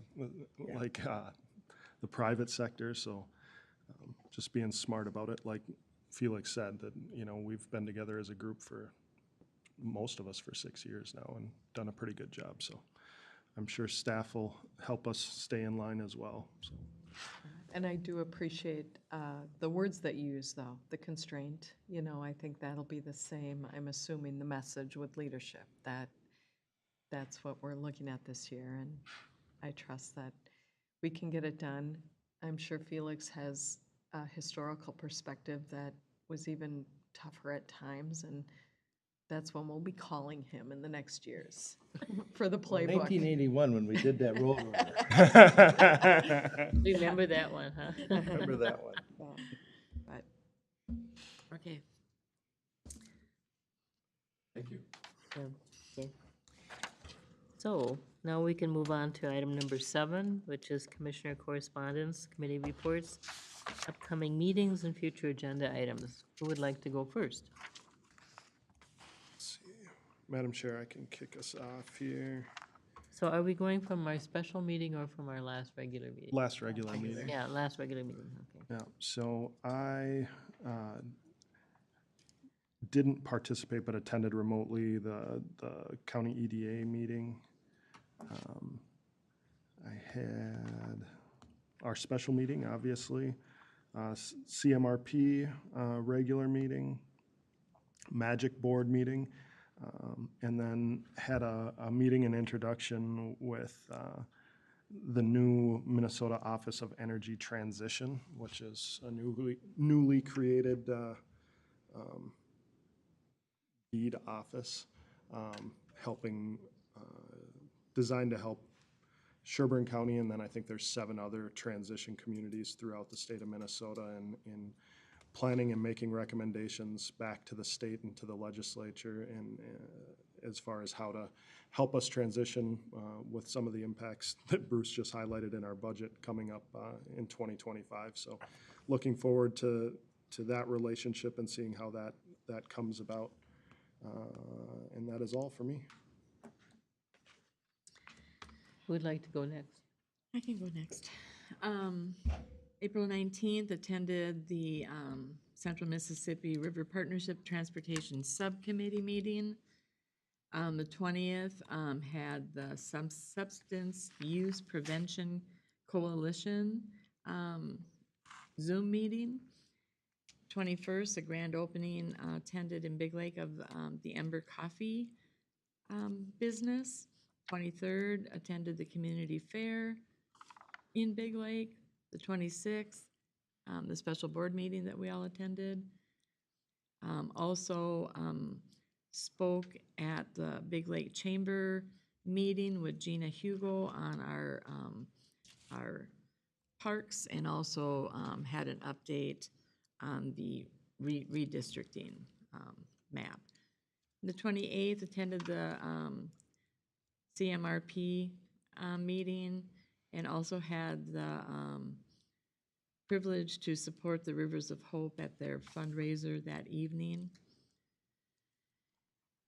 And that is it. I would like to have a conversation about the election issue that is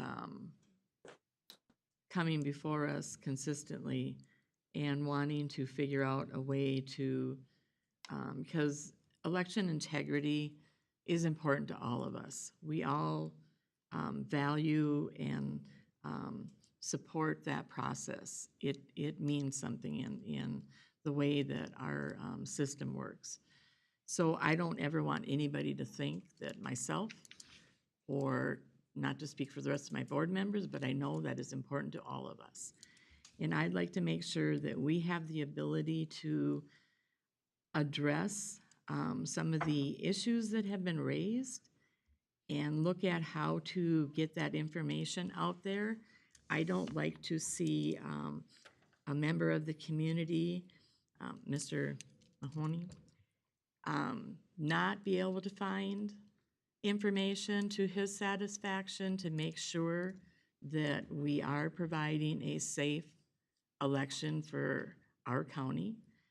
So I would like us to figure out how we are going to address that. There's information, but we just, I think, need to do a good job of getting that out there. And that's just my comments. I want to see us figure this out and making sure that people have that trust in what our process is.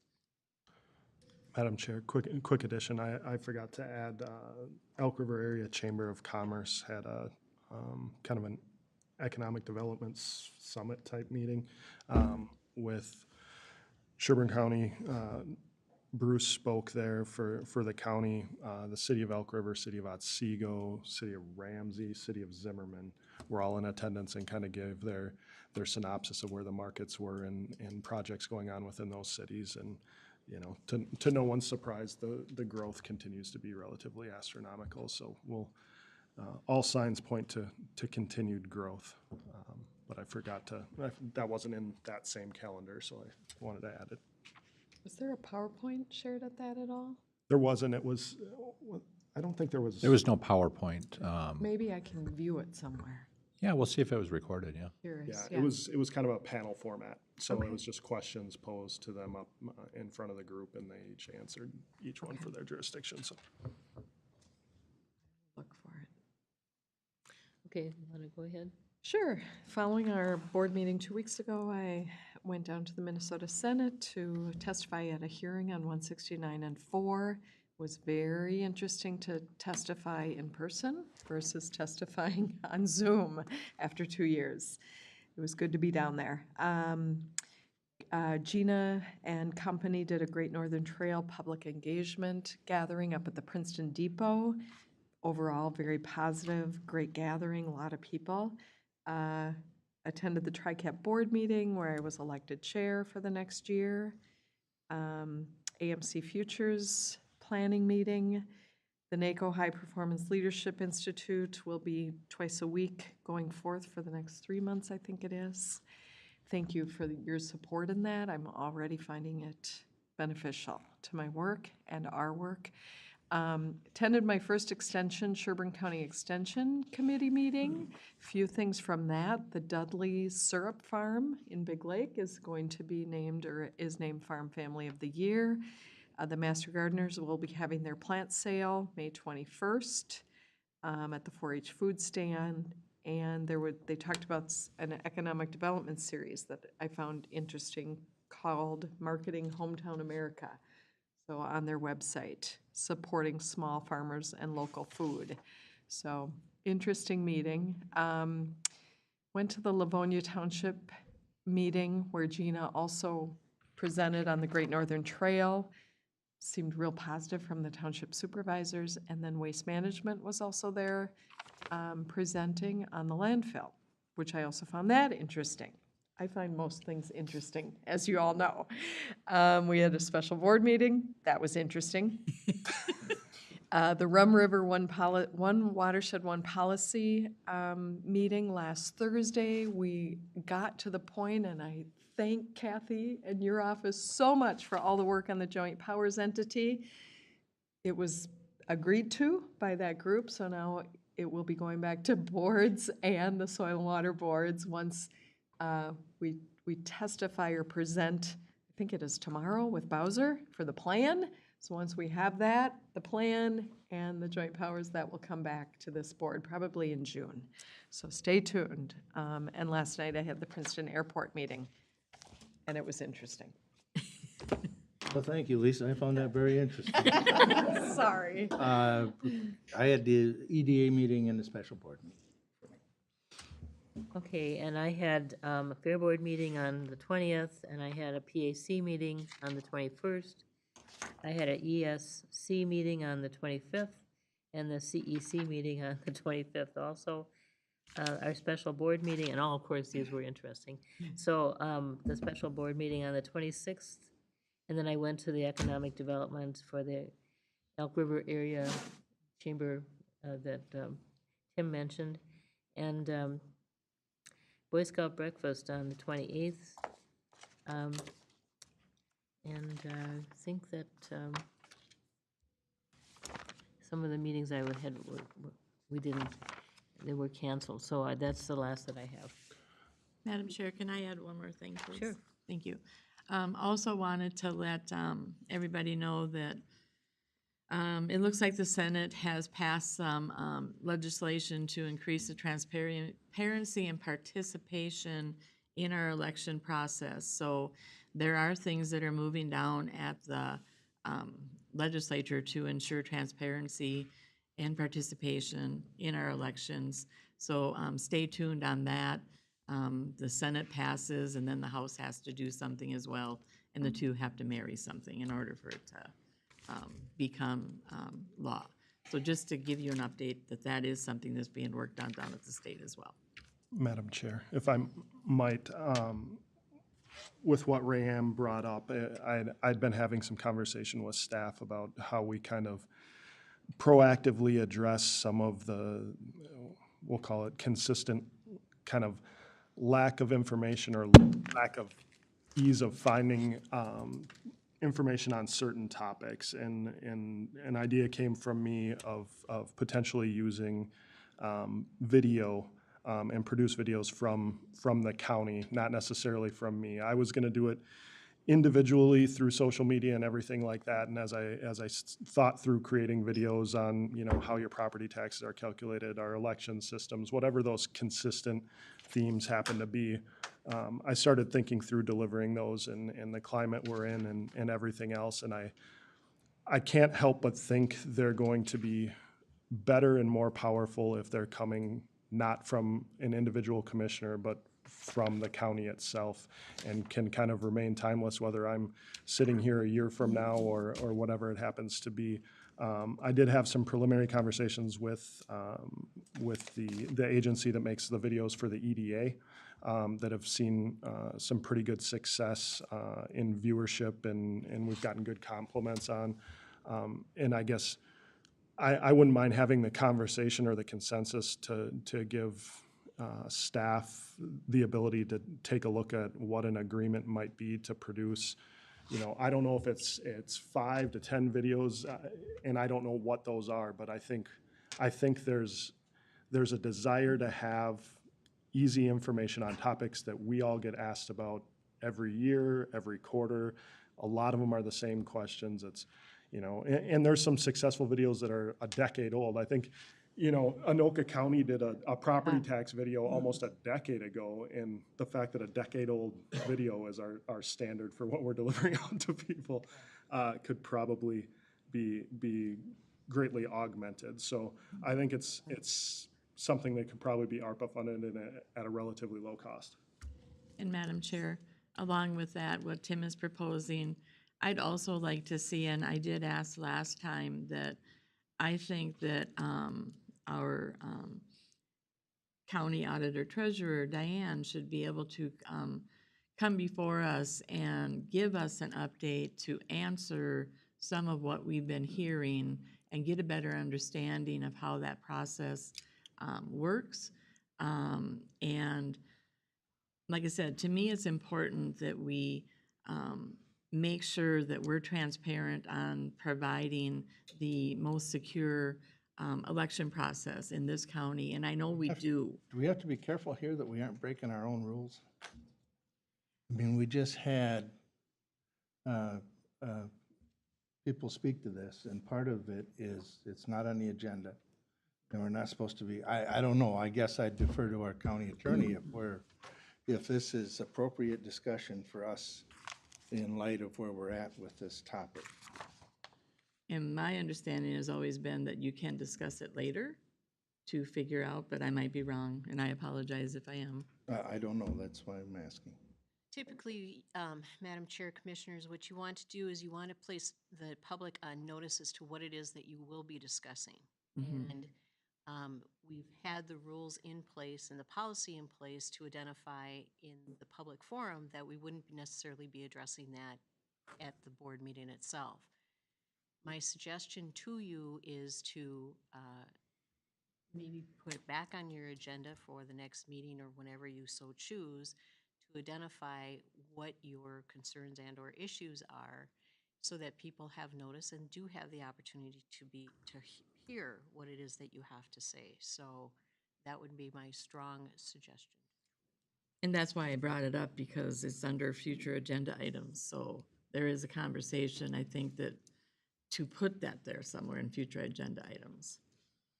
Bruce, did you have something to add? I think Commissioner Sfobi wanted to talk, and then I can just make a quick note on this. So I was going to try to wrap it up for you. So I want to make sure I'm in line. I concur that I think we need to do something. I know this issue is important to our constituents, and I always have said it's important. If we don't tell our story, someone else is going to tell it for us. And so I'd like to see something on a future agenda or something. I think our newsletter is a great opportunity coming out soon, I bet, that we could use that. So I'll stop talking so I don't break a rule. And I would just note at the previous board meeting, not the special meeting, the direction of the board was to develop I'll call it a website to put information out there. Dave is working on that, so I'll take your comments back today and make sure that's there. I know Diane presented at the Association of Townships, so maybe we can schedule that and you guys can start kind of honing in. The direction from the previous meeting was to refer questions to the appropriate authorities. Where there are, we'll deal with them, but not to become the research institution for this group and do all the spade work for them. So I think what we've been planning on doing, and the videos might fit into this really well, is tell our story when there are things that are within your wheelhouse. Yeah, and you know, to that point, I just want to make sure that everybody understands. My idea is communication in general, no one issue Yours specific. wasn't specific, Yeah, I know that. Yep, so I want to make sure that people don't need to call administration, and we have an easy way to get information. Yeah, well, and you saw the emails. I mean, they're pretty basic, and some of the questions you heard, even the group said, it's statutory, so they've answered their own question. It's, you know, but we'll start with Diane's presentation, maybe if you're willing to do it, and structure it, and then hopefully we'll have a basic public relations approach that Dave can bring to the board at the next meeting, so. Yeah, because I don't want any resident, like you had commented, is it broken? We need to find answers and give answers.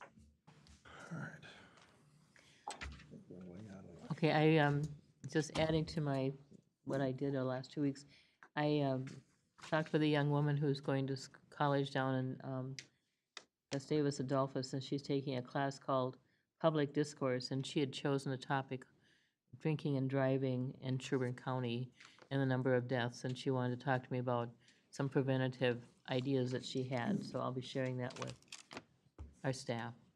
Thank you.